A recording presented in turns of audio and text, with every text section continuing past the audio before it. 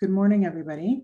My name is Sabrina Wright, and I'm here to walk through a build resilience through mindfulness meditation presentation, and also to take your questions and answer some questions around meditation and mindfulness and mindful breathing. So we're going to be focusing on doing a bit of practicing of mindfulness and meditation and breathing, as well as learning about that and learning about how that affects stress and loneliness and isolation. So a little bit about myself. Again, I said my name is Sabrina Wright, and I am a learning consultant actually within the financial industry and develop learning to support interpersonal situations and human resource situations within my company. I also am certified in the foundations of applied mindfulness meditation, and I run a group called the Metta Collective in Windsor, and it's a community mindfulness meditation group where we meet, well, maybe not very recently because of COVID, but we meet generally a few times a month to meditate together and to build community and to build compassion.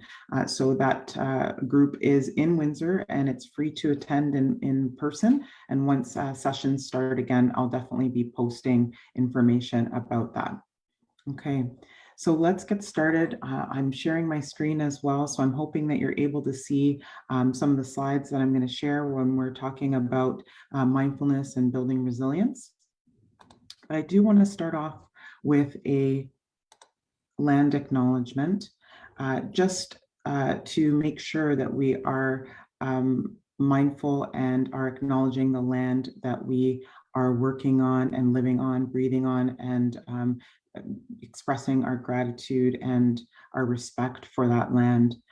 So we would like to respectfully acknowledge that the land on which we gather today is the traditional territory of the Three Fires Confederacy of the First Nations, comprised of the Ojibwe, the Odawa, and the Potawatomi peoples, and we are grateful to work, learn, and live in this area.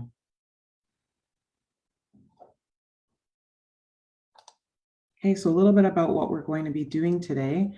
So we're talking about stress and resilience, mindfulness and resilience. We'll have some mindful moments where we're actually going to practice, meditation minutes where we're actually going to be meditating, and we might do a little bit of wacky wellness. I hope you're up for that, okay? So in these activities and throughout the time that we have together here from 11 to 12, we're hoping to maybe get up and move around a little bit. We'll definitely be sharing our thoughts through the chat. I'm going to try to keep an eye on the chat and see if you have any questions or comments. And we'll definitely be practicing being still. We might be talking to others again through the chat. And we're going to practice building our awareness and thinking about our needs.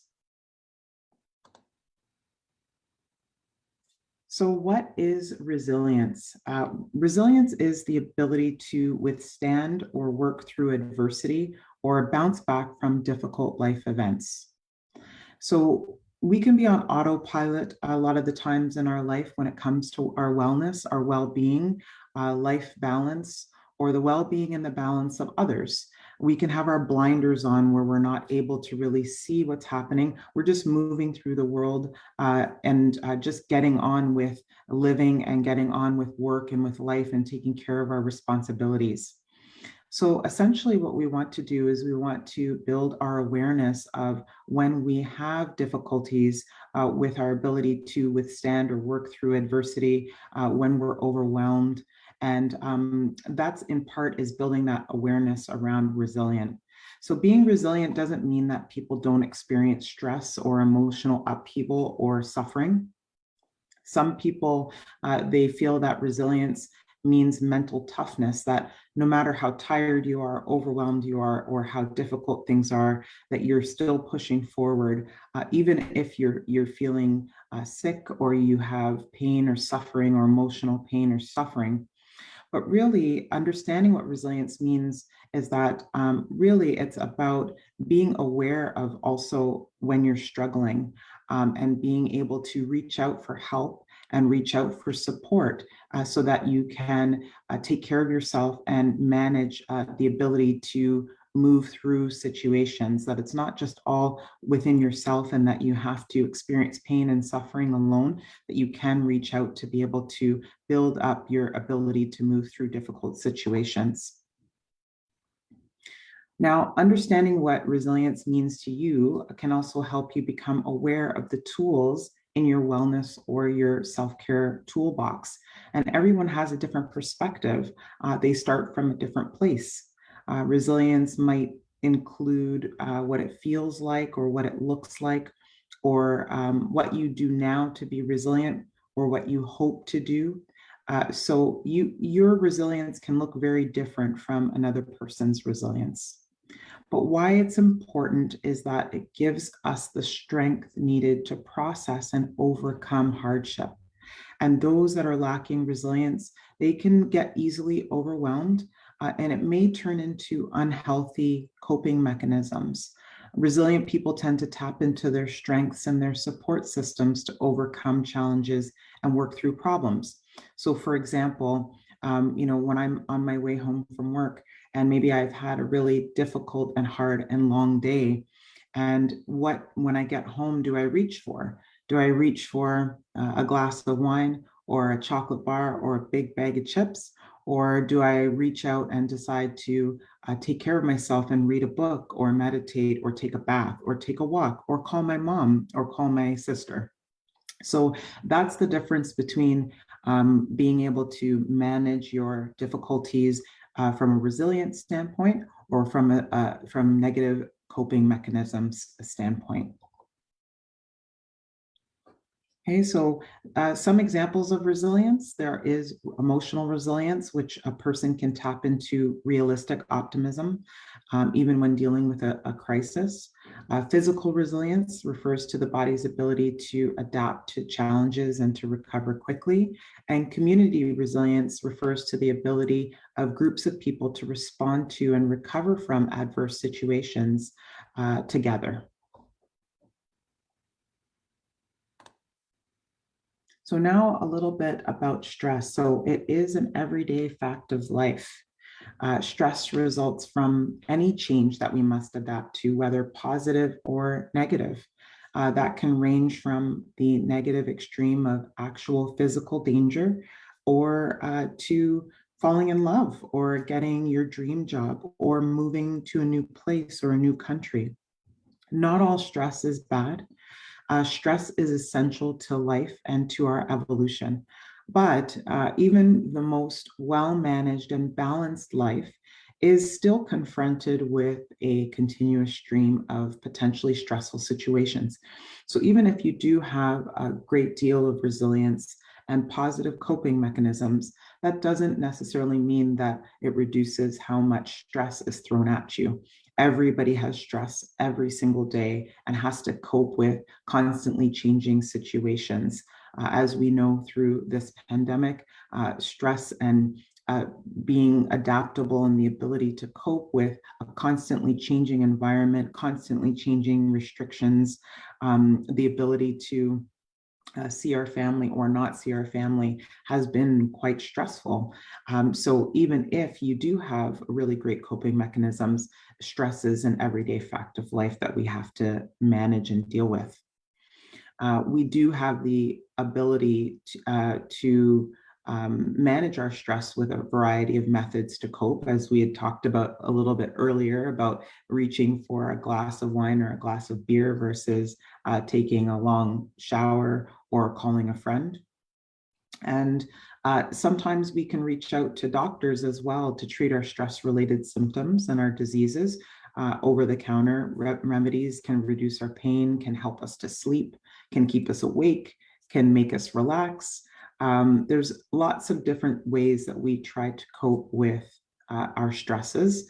And it's no judgment. We're all trying to do our very best to deal with the constantly changing environment that we live in. Sometimes we're consuming food or alcohol or even drugs to help us block feelings of discomfort. But there are other ways as well. We have diversions such as TV, Netflix, movies, social media, internet surfing, hobbies, sports, work. There are lots of ways that we withdraw from the world to avoid stress and to decide only to make contact with the most necessary aspects of our life. It can show up emotionally where we find that we're easily getting frustrated, or we're physically feeling very tired, or we have racing thoughts going through our mind. We can't turn our minds off, and we're constantly worrying. Or it can be behavioral as well, where we're procrastinating, we're putting things off because we're very stressed about something difficult that's coming our way, or a deadline, or something that's very, causing us a lot of difficulty, and we're worried about it. And sometimes the way that we process that is by putting it off.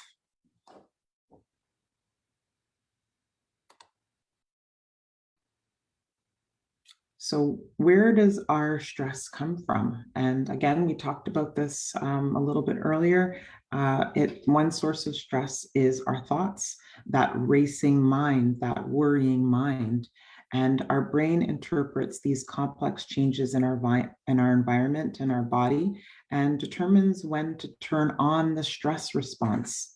How you interpret or label your experience and what you predict for your future can either serve to relax you or to further stress you out. So, for example, you have a friend and they look at you funny, and you might interpret that as, oh my gosh, they're angry with me. I may have done something wrong.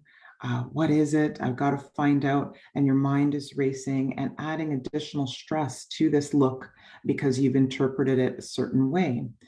However, with resilience and with mindfulness, which we'll talk about, interpreting that same look as potentially your friend is tired, or maybe they're preoccupied with their own personal problems, then that might not be as frightening. And when it's not as frightening, then we're able to tap into compassion and give compassion rather than adding to our stress and our anxiety. And as we mentioned, as I kind of briefly mentioned, one of the ways that we can redefine that relationship with stress is mindfulness, meditation, and mindful breathing. So I'm just going to pause here for a second. I'm going to see if there's any questions in the chat.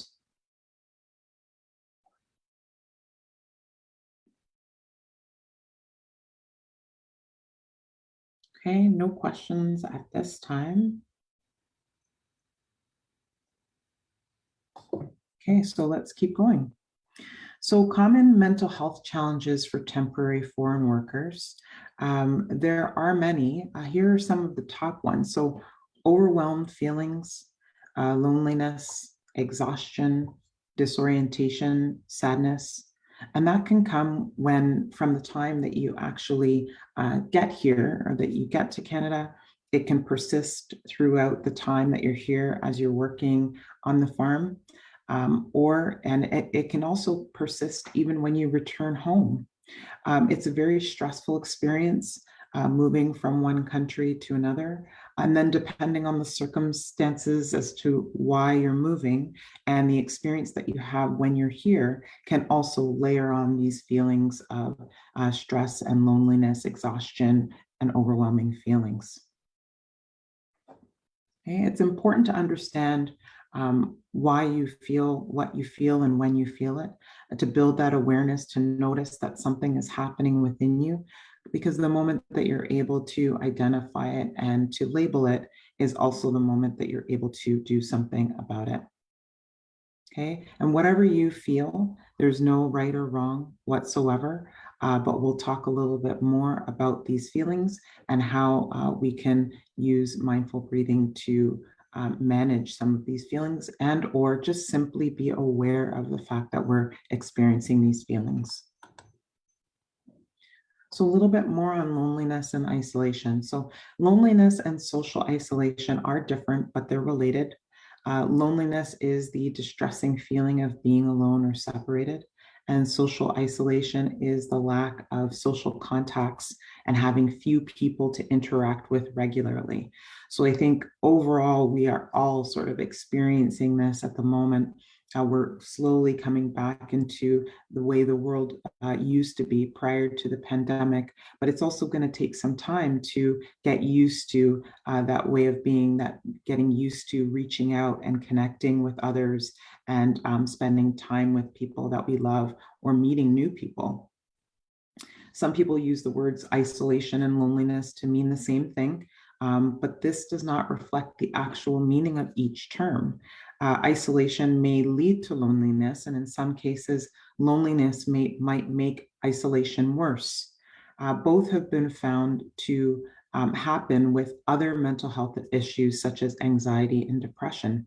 So a lot of the times when you're experiencing loneliness and isolation, it might be paired with other mental health issues. So it's also so important to build your awareness of what's going on within your mind, so that you're able to take care of yourself or reach out if you need support.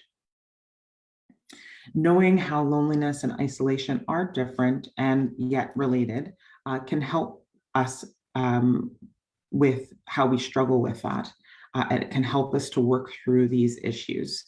And here are a few things to know about handling loneliness and social isolation in your life.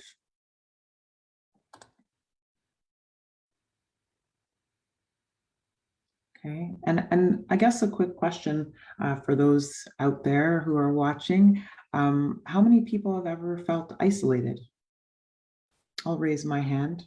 I've definitely had times where I felt isolated. So being separated from other people in my environment, even outside of the pandemic, when I moved from Toronto to Windsor, I felt a lot of isolation. There wasn't many people that I knew in this new city, and I was also working from home. And so I was by myself a lot of the time, myself and maybe just my partner. And that felt very heavy and was very difficult. I did have to find ways to push through that and to be aware of the fact that I'm feeling isolated, because without that awareness, then you kind of could just continue to be in an isolated state. Okay. So I see a couple of people in the chat saying, yeah, I've also felt isolated at times. I think everybody goes through periods of isolation throughout their life, depending on different circumstances or where they live or where they move or where they work, or there's all different types of reasons why we would be experiencing isolation. Okay, and how many people have ever felt lonely? Again, I can easily put up my hand. I have had experience moving far from family and friends and from work. And even once I've moved and I start to get to know people, that sometimes I would impose isolation on myself, that I would be invited out and wouldn't accept the invitation just because I was feeling lonely and I was missing my family and missing my friends. So that's more of an emotional state, loneliness, and it's defined as feeling alone or separate from others, or as feeling empty. And loneliness may accompany the social isolation, but again, it can be caused by other things. And that's including breakups or divorces, moving to a new location, the death of a close friend or a loved one. Someone who has difficulty making friends may also experience frequent loneliness.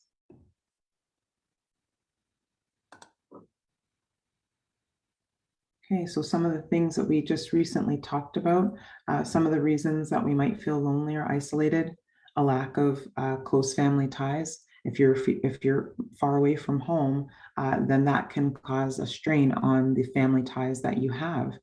Maybe not being so accessible to reach out to your family or to see them. I mean, very lucky that we have things like FaceTime and text, and that technology has come a long way. But it definitely isn't a stand-in for being able to be with our family and our friends and our loved ones and the people that we're close to. Living alone is also another reason why you might feel lonely or isolated. difficulty meeting new people, a fear of rejection, feeling that you're different, language or cultural barriers, and less connection with your culture. Some barriers to belonging can be racism, discrimination, language, transportation issues, financial troubles, a lack of control over your choices, a lack of recreational opportunities that are culturally relevant to you, long hours of work. These are all things that definitely are big contributors to feelings of loneliness and isolation, especially for temporary foreign workers. Okay, and I'm just going to pause again and take a look at the chat and see if there's any questions or comments.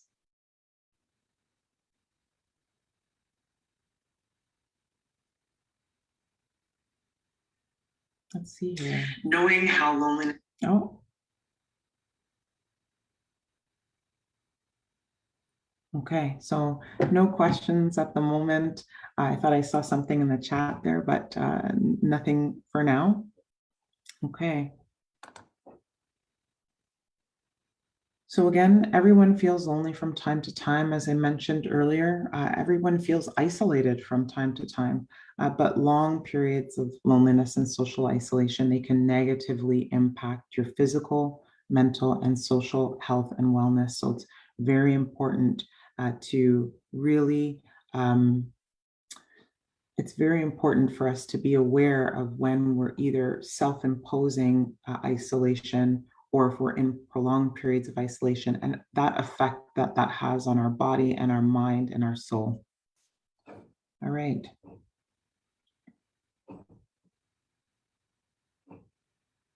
So let's talk a little bit about mindfulness. Okay. So connecting body awareness and breathing and thoughts and coming into awareness of what's happening in the present moment is a great way for how to get connected with what is happening within you. The moment that you're able to recognize it and to name it, then that's the moment that you're able to define, do I need help? Do I need support? Should I be taking a look at how I'm taking care of myself? Do I need to pause? Do I need a break? Do I need to stop to make sure that I'm getting in touch with myself and providing self-care and managing my personal stress response? Okay, so we do have a mindful moment where we would walk fast around the room. You can do this now, or you can take it away and do it on your own time. But this is a really great exercise of how to get in touch with what's happening with your body, connecting the mind and the body. So walking around fast around a room or wherever you are in your space, or even just moving really fast, pumping your arms up and down and your legs and knees up and down for 30 to 45 seconds. And then asking yourself, what did I notice? What thoughts went through my head? What did my body feel like, or my skin feel like? What did my heart feel like, or my breath feel like? Because going through the process of moving extremely fast, you tend to find that your thoughts might be racing. You might feel good, or you might feel very overwhelmed. Good morning. Just got a comment in the chat and a good morning. Thank you for joining. So definitely you want to be, taking some time to do things where you can very intentionally connect your mind and your body. So again, moving really, really fast, and then asking yourself, what did I notice? And that really starts to build that mind-body connection. So if you are experiencing stress, or you're experiencing any of the symptoms of stress around loneliness and isolation, then you can really tap into that, okay? So there's 3 phases of this activity of where you would be trying to connect with your stress response, trying to connect with your mind and your body and building that awareness. And the second part would be walking around the room at a normal or half pace. So we've started off by moving extremely fast and then taking a step back to figure out, what did I notice? And then we move on to, okay, let's walk at a normal pace. Walk as if you're not late to get anywhere, as if you're not behind, as if you're not exercising. Just a normal pace walking around the room at 30 to 45 seconds. And then after you finish walking at a normal pace, you would ask yourself, what did I notice? So I've done this activity before. I remember walking at an extremely fast pace, and I had a ton of people in the room as well doing the same thing. And I remember looking at someone, and he was walking really slow, even though we were instructed to walk really fast. And I turned and I looked at him, and it was a guy that was in my class, so I was familiar with him. And I said, "You're walking so slow. We're supposed to be walking fast." And I kept moving. And when we debriefed the activity of what did I notice, I noticed that when I was moving so fast, I was much more judgmental.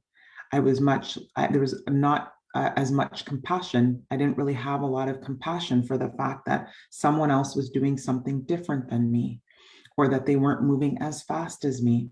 And that's my own personal awareness and my own personal response. Yours might be completely different. There's no right or wrong around figuring out what your stress response is or your level of awareness. It's really just trying to build that up and trying to start to notice what's happening when you move your body and your mind is going, okay, at different paces.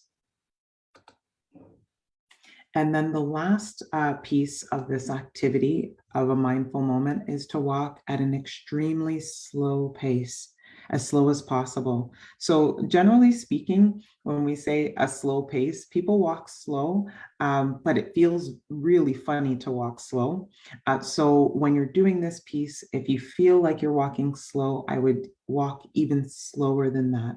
And again, 30 to 45 seconds, you're walking at an extremely slow pace, and you're then asking yourself, what did I notice? What's happening within my body? What am I able to feel or see or smell or touch or just be aware of? And again, through these different phases, it gives you more information about your stress response and what do you do when life is moving fast around you, or when you are moving at a normal pace and you have not much to worry about, or when you are moving at an extremely slow pace and you have time to take care of yourself. You have time to, I guess, stop and smell the roses, for lack of a better term. So, this is a really great activity that you want to engage in your own time, in your own space. And that will give you some more information around your stress response and what's going on within you. And you can do this at any point in time. It doesn't have to be, in the evening or in the morning or anything like that.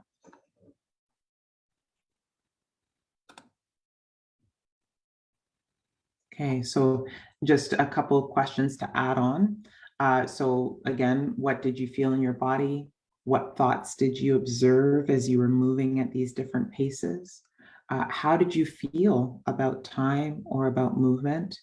And if anything, you might want to think about, what did I learn? What did I learn about myself through this experience and through this exercise?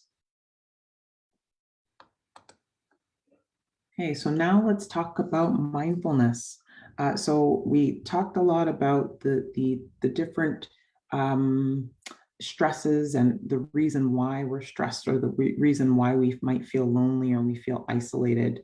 But let's talk about mindfulness and how we can pull into awareness what is happening within us, and then make decisions and to respond to what's happening within us rather than react to what's within us.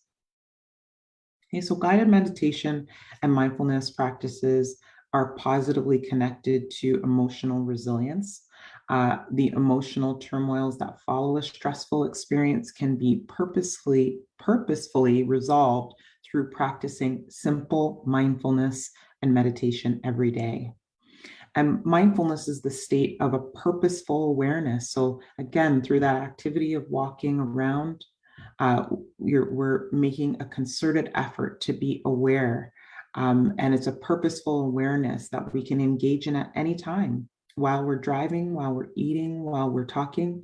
Right now, I'm aware that my mouth is a little bit dry because I'm on Facebook Live, and I don't do this often. And I'm a little bit, I've got a little bit of anxiety. I'm also excited to do this, but I'm aware of what's happening within my body as I'm presenting. And that's me engaging in mindfulness just every day, every moment, at any time.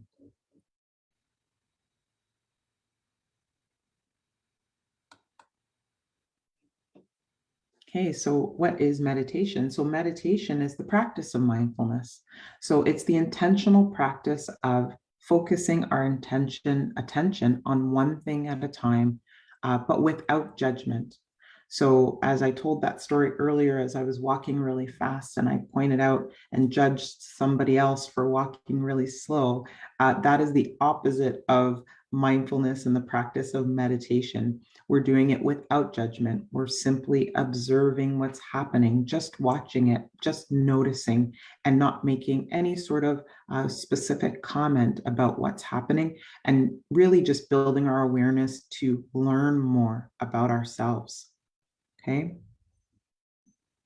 Some traditions, they focus on a fixed object or mantras, or others on the breath, which is what we're going to do. We're going to be focusing on the breath. But regardless of what's used, it's important to understand that at the heart of meditation lies not simply in focusing on an object, trying to exclude every other thought, but rather to just attempt to achieve and sustain a non-judgmental focus and awareness. So it's not about there's a noise coming in and you're trying to push the noise out, or you get an itch on your hand as you're meditating and you're thinking, oh, I wish that itchiness would go away. It's more about just trying to notice that that's happening. Oh, a sound is coming into my ear. Okay, I'm just noticing that that happened. My hand is itchy. Okay, I'm just noticing that that happened. And as you continue to build that sort of awareness, then that connects with our ability to build resilience, because we're able to recognize when things come up with us in stressful situations. Okay. So, I mean, for example, like when I can't sleep, and if I'm so focused on not being able to sleep, I'm laying in bed and I'm thinking, oh my gosh, I've only got 4 more hours. If I don't sleep now, I'm going to be so tired tomorrow. That's my thoughts moving around. That's the stress of not being able to sleep, but me adding on to it with racing thoughts. What I find is that when I'm able to accept the fact that I'm not sleeping, just observe it and lay there and say, okay, I'm not sleeping. That's all right. I'm just going to lay here. And the moment that I do that, my body relaxes and I tend to fall asleep. So up on screen is a typical meditation, and this is for experienced meditators and new meditators alike. It can happen at any point in time. So it goes like this. You might be counting your breaths. Your mind is moving. You're counting 1, 2. This isn't so hard. 1, 2, 3, 1. I'm not having any thoughts at all. Oh, I just had a thought. Oh, there's another. Oh, my nose is itchy. So really, it's a bit of a wave when you're meditating. There are moments where you're serene and you're able to just focus on your breathing. And then there's times where your mind floats away to other thoughts. What am I having for dinner? How am I going to pay this bill? Who am I going to talk to later on this evening? Okay. But the practice of meditation is simply coming back to the breathing, recognizing that the mind floats away and thinks different thoughts, but then coming back and saying, okay, there's been a thought. I'm coming back to my breathing. And that's the practice of meditation. And going through that cycle really builds that muscle, flexes that muscle of awareness and of practicing mindfulness. So the point of meditation, it's not to have a perfect meditation every single time. It's not to meditate for a million hours a day. We gain and learn so much from the difficulty of meditation. The point is to just repeat the process of becoming aware and to learn from that difficulty, to understand all of the sensations on your body, the noises, the experiences, that they'll eventually pass. And therefore, the present moment is to be accepted, maybe even rejoiced in. And this can be applied to everything that you encounter day to day as you confront these inevitable stressors that we run into. Okay, so breathing. So with each breath of air, we get oxygen, of course, and we release carbon dioxide. And poor breathing habits, they diminish the flow of oxygen and carbon dioxide to and from your body, and it makes us harder to cope with stressful situations. Certain breathing patterns can actually contribute to anxiety or panic attacks or muscle tension or other stress situations. But as you learn to be aware of your breathing and practice slowing and normalizing your breath, your mind also quiets down, your body also relaxes, and breath awareness is part of a good breathing habit, and that will enhance your psychological and physical well-being and your ability to manage stresses and build that resilience. Okay, and we practice using the breath to manage stress all the time. When we sigh, or when we yawn, these are automatic, ingrained breathing mechanisms that help us to manage tiredness, that help us to manage stressful situations or come down from such a stressful situation. So we're already using breathing as an ability or as a tactic to build our resilience. Okay, but we're going to do this in a much more specific and pointed way with the meditation that we're about to do. We'll also do a little bit of body awareness. So again, we talked about that mind-body connection. Most people are aware of the weather at any point in time. Everybody knows, it's going to be 10 degrees today or 15 degrees today, or we know what time it is. Oh, it looks like it's about noon. Especially with technology and our phones always sending us alerts about the outside world, we're aware of the external world more than we're aware of our own bodies and their personal stress response. Our body registers stress long before our conscious mind does. So that's why it's so important that we build that awareness, because we might feel a tightness in our back well before we are aware in our minds that, oh my gosh, I need to get some sleep.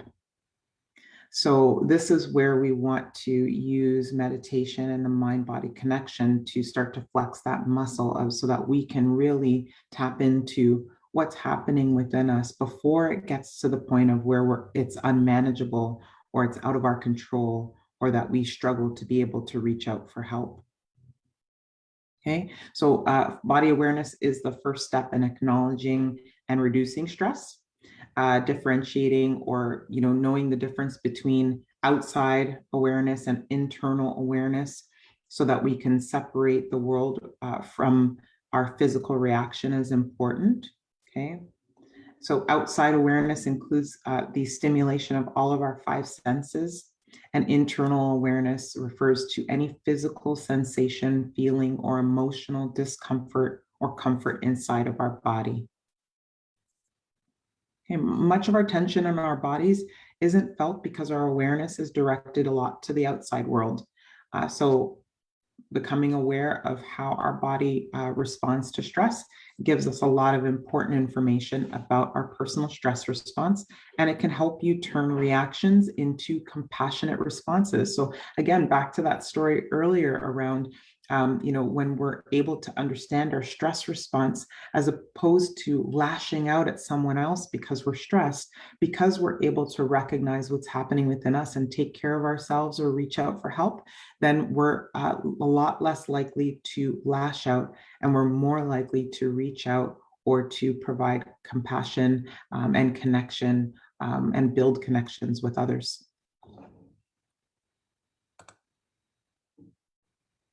Hey, so I think I might have seen in the chat that there was a question about meditation and whether or not it's too hard or if everybody can do it.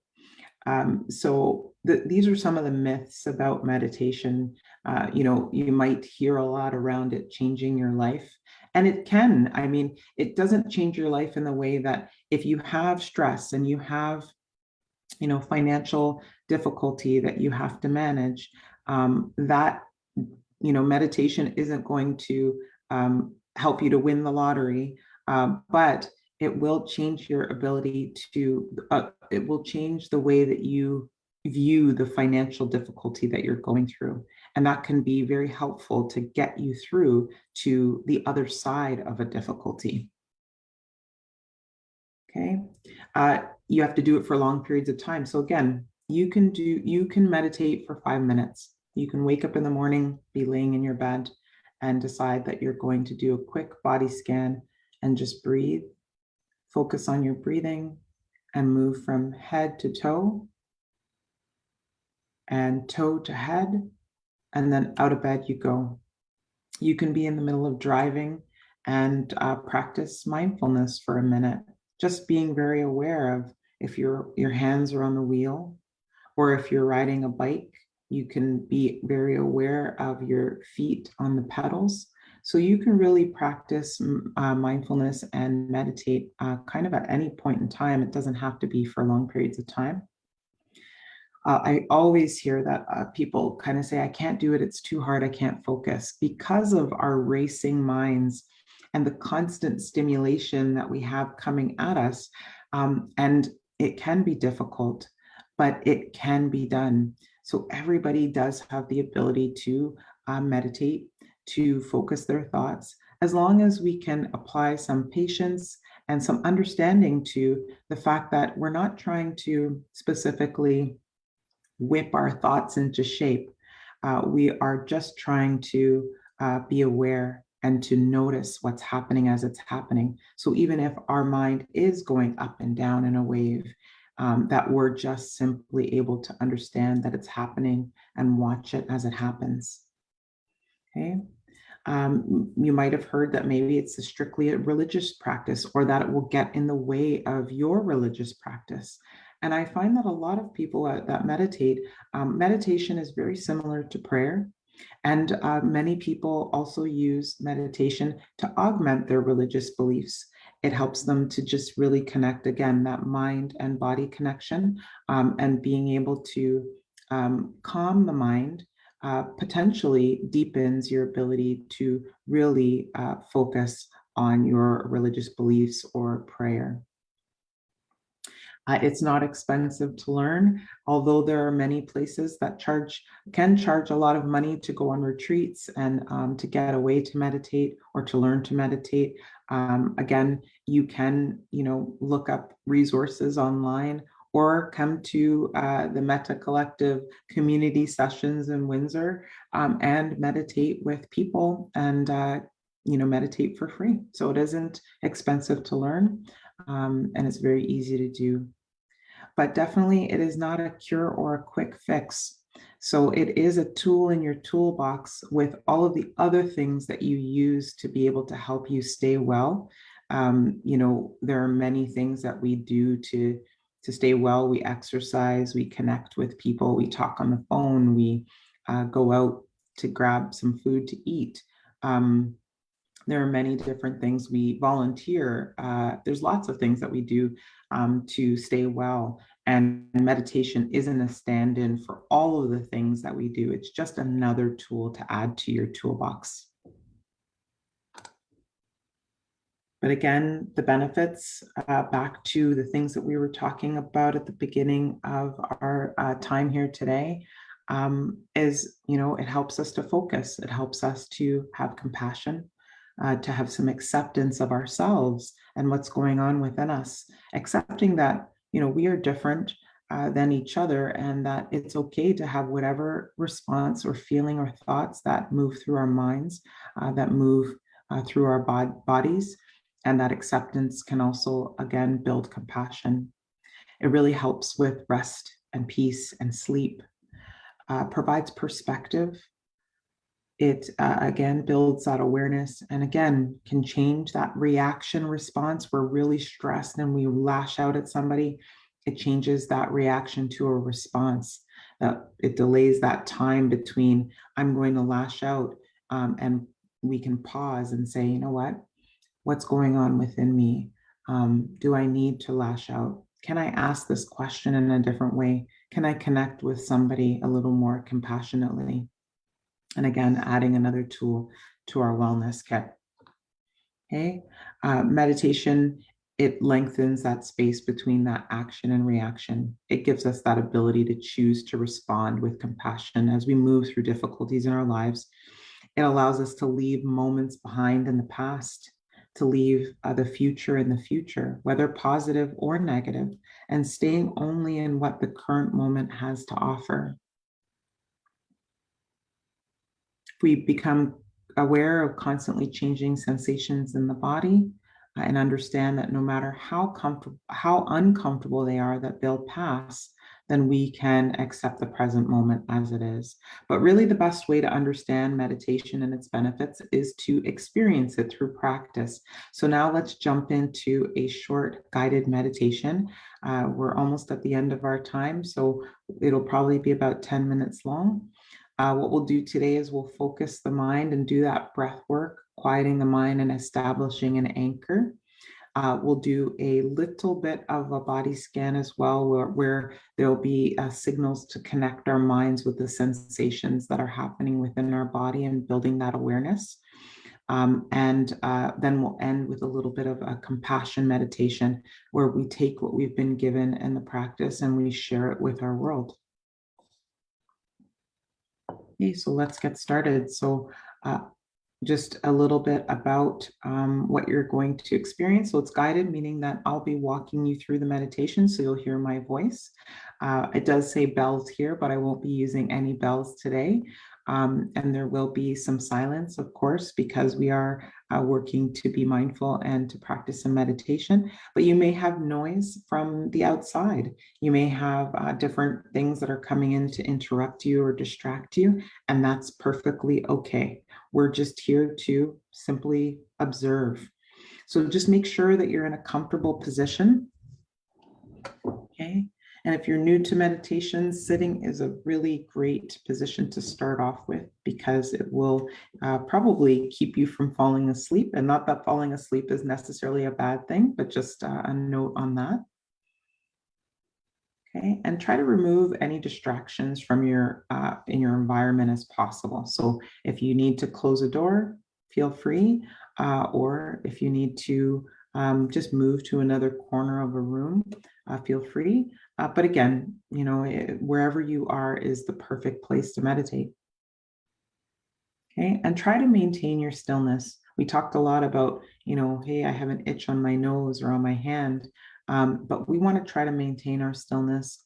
And if you do have to move, try to shift slowly and bring your awareness to that movement. So that itch on your nose is really getting out of hand and you have to itch it. Then just make sure that as you're raising your hand, you're really bringing your awareness to the fact that your hand is moving and what it feels like when you itch your nose. Okay, looks like we have a notification here. I'm just going to take a quick look before we get started.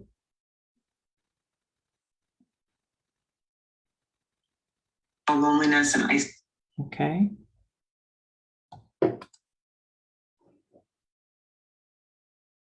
All right. Oh, I'm sorry, I'm not able to see what came up in the chat. It's from your in your environment as possible. So if you need to close a door, feel free to chat. from your in your environment as possible. So if you need to close a door, feel free. Oh, okay. Sorry about that. Again, a little bit new to Facebook Live. But let's get started with the meditation. All right. So you're in that comfortable space, you're sitting up, hands are on your lap.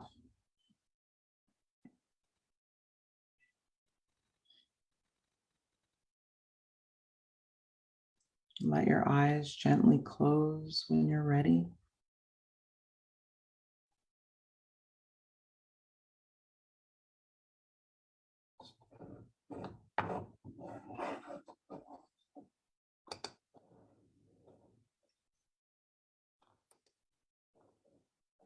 And let's begin by arriving in the current moment, leaving all moments that led you to this one where they belong, in the past or in the future,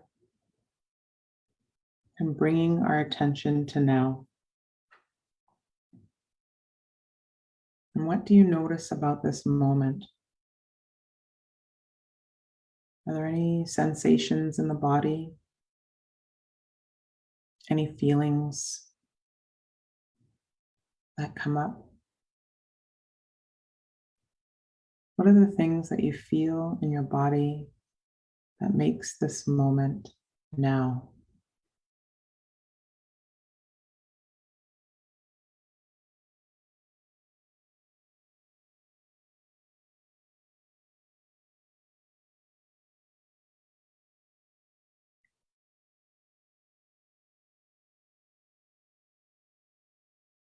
And as you continue to settle into this moment, let's shift our attention to our breathing.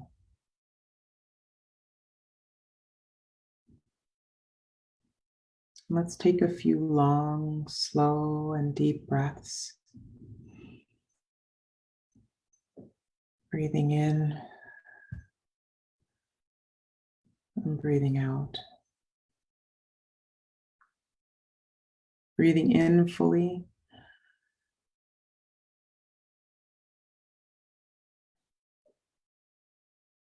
and exhaling fully. Breathing in through your nose or your mouth.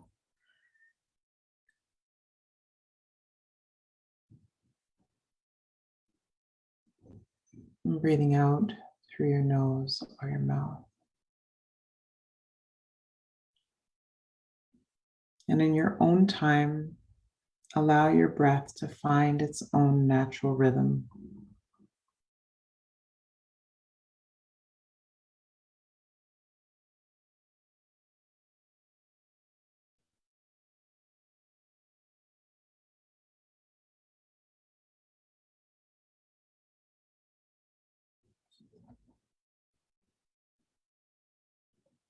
And now choose a spot where your breath is most easily felt. That might be the gentle rise and fall of the stomach or chest, or the feel of the breath passing through your throat, or in or out of your nose. Wherever you're able to tap into the breath, bring your attention to that place and simply observe the breath.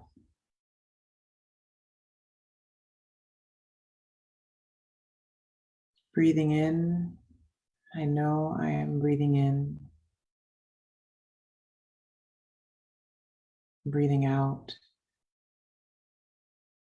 I know I am breathing out.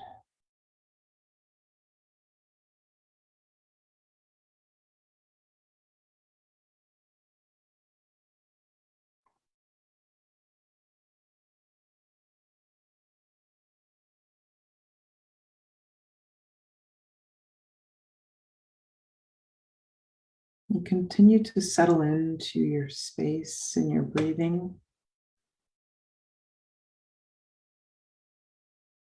And shift your attention to noticing each in-breath as it enters your nose, travels down the throat into the lungs, and causes your belly to expand.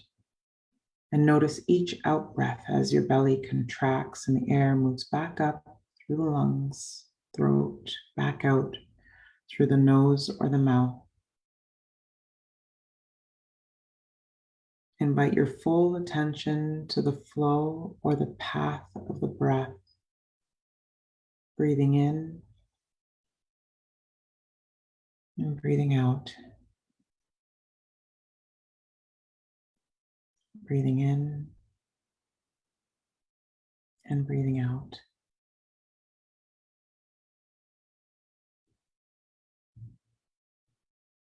Notice how the inhale is different from the exhale.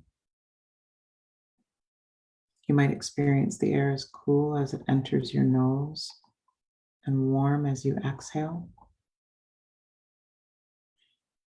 And if your mind wanders to thoughts or plans or problems, simply observe that your mind is wandering. Simply watch the thought as it enters into your mind and into your awareness. And watch it as neutrally as possible without any judgment. And then practice letting that thought go and bringing your attention back to the breath.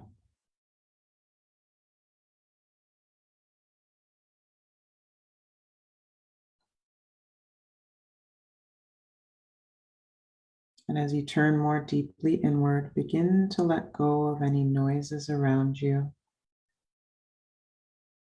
And if you're distracted by sounds in the room, simply notice them and then bring your intention and your attention back to the breath.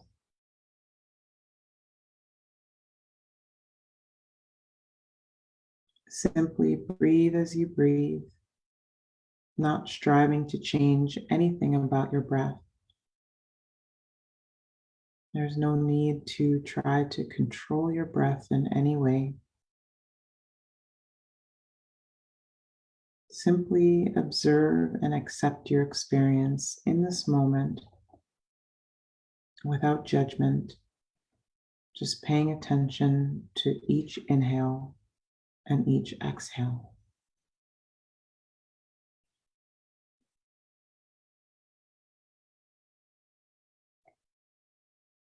Your breath is an anchor that you can return to over and over when you become distracted by thoughts, when you experience difficulty or stressful situations.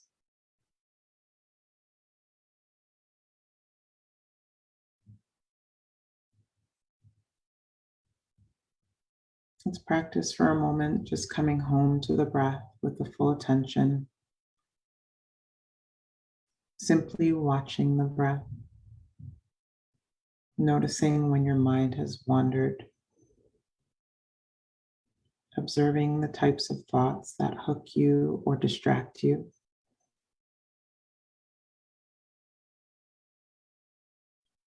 On the in-breath, we observe the rise, and on the out-breath, we observe the relaxing and the letting go. Allow yourself to be completely with your breath as it flows in and out.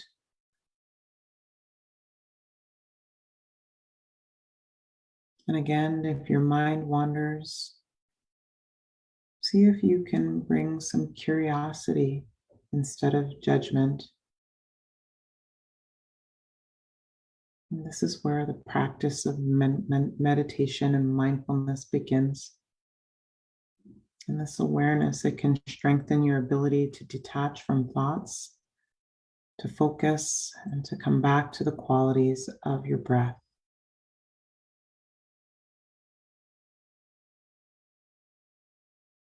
Let's take a few moments to just breathe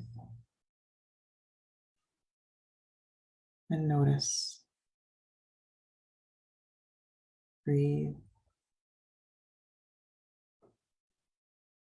and be aware. Breathe without judgment. Breathe and relax. Breathe and know that the moment will pass.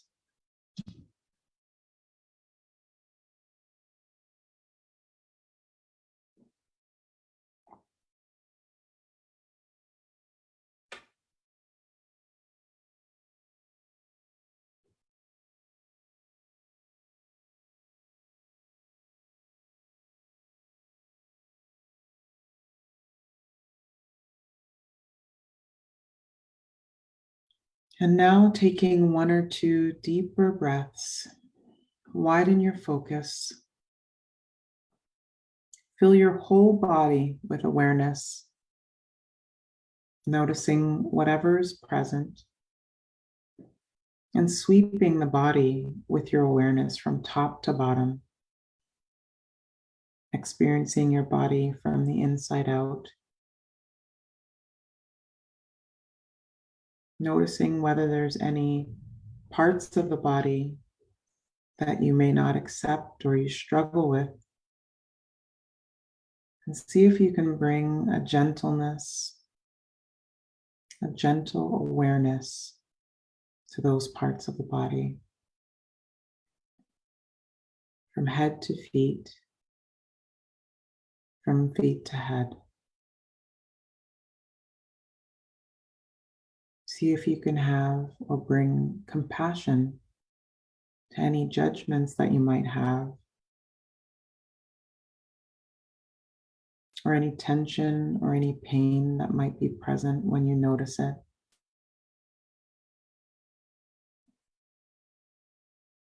See if you can simply feel into the energy of life that flows through you, and rest in awareness of this amazing body that you have. Compassion and acceptance for all of its pains, and appreciation for all that it can do and the miracle of it.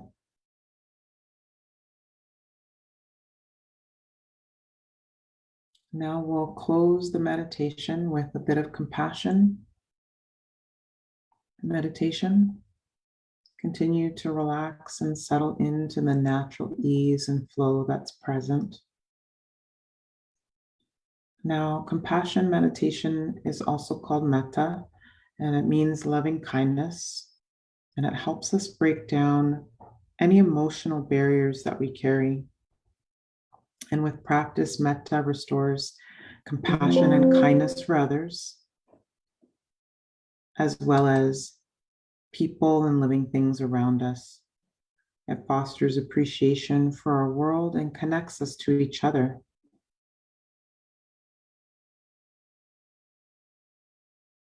So we'll begin by preparing our minds, our bodies, and our spirits to give and receive compassion by silently repeating, breathing in, calm mind, breathing out, kind heart. Breathing in, calm mind, breathing out, kind heart.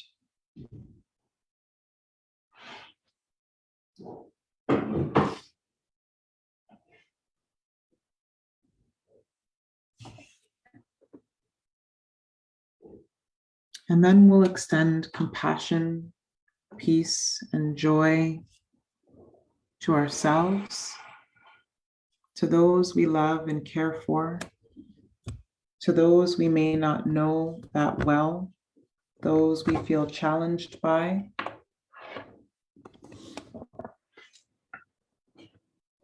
those that have been unkind,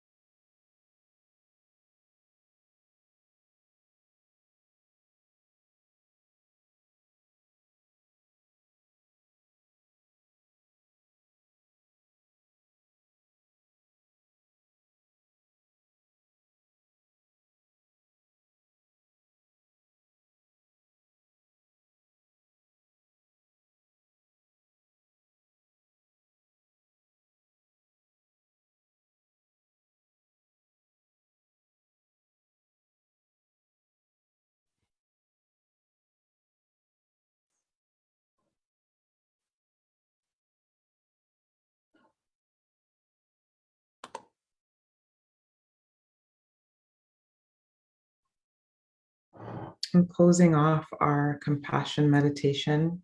Apologies for that interruption. That's a perfect example of what happens day to day in life.